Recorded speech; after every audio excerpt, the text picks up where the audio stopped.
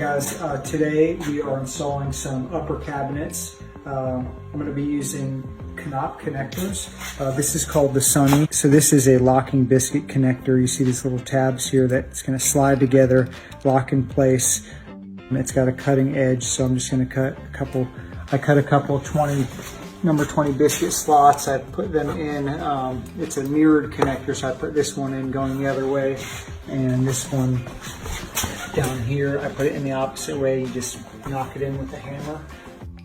And, instead of traditionally just, screwing it in, someone holds the cabinet, you have to clamp it and you screw it together. This is a great method for, if you want to do it by yourself.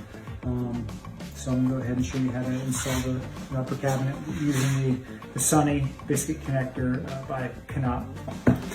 All right, so I'm going to come in from the bottom, so I'm going to connect it in the bottom here first, and then push it up. That way it's easier to, to push up. There you go. It's connected together. The face frame is always going to be flush.